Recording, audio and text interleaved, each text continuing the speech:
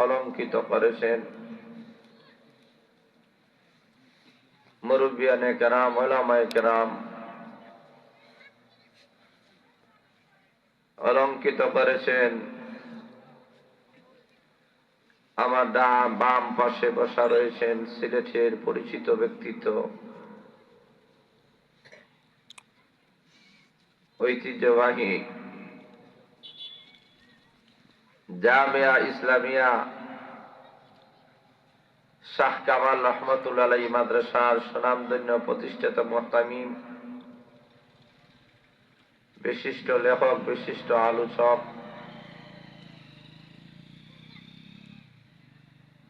ইসলাম প্রিয়, কোরআন প্রিয়,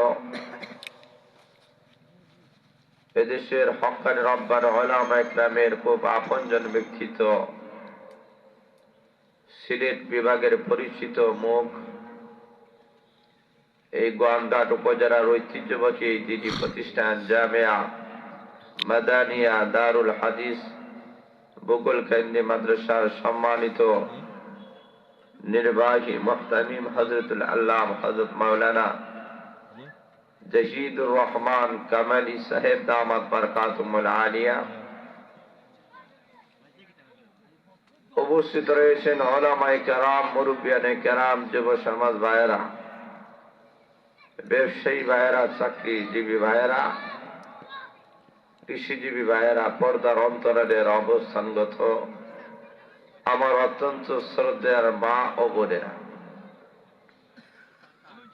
অসংখ্য অগণিত মহান আল্লাহর শুকরিয়া আদায় করছি, যিনি আপনাদেরকে আমাদেরকে অত্যধিক দয়া করে মেহেরবানি করে এই অধিবেশন পর্যন্ত কোরআন হাদিসের আলোচনা শোনার জন্য যে বসার সুযোগটুকু আল্লাহ দান করেছেন,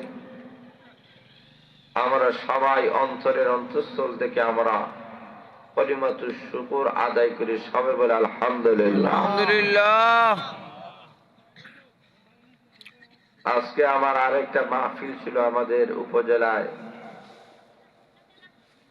সেই মাহফিলটা আমি ওদেরকে খুব মহব্বতের সাথে বুঝাইয়া, কারণ এই গোয়ালঘাট উপজেলা একটা ঐতিহ্যবাহী এলাকা, কথা বলেন ঠিক না বেঠিক? এই প্রত্যন্ত অঞ্চলে আসতে গিয়া অনেক সময় লাগে, সময়ের অনেক ব্যবধান, একটা মাহফিল করলে আরেকটি মাহফিল করার সময় হয় না।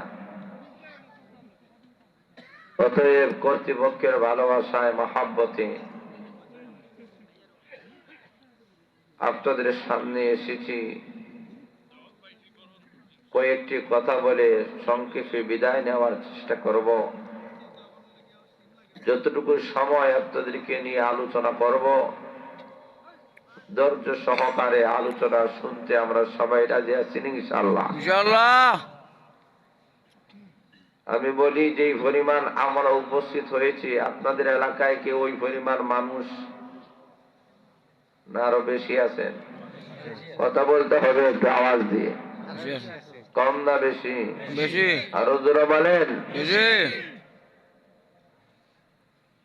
আমি আহ্বান করব এলাকার উলামায়ে কেরাম, মুরব্বিয়ানে কেরাম, তরুণ সমাজ, আমার যুবক ভাইয়েরা, দুনিয়াবি বিভিন্ন জায় ঝামেলা থেকে মুক্ত হয়ে, কারণ জীবনভর আমরা মেলা পাবো, দোকান পাট পাবো, রং তামাশা পাবো, চা খাইতে পারবো, পান খাইতে পারবো, কিন্তু কোরআনের এই মাহফিলটা আজকে হইতেছে, আগামী কালকে ওই জায়গায় হবে?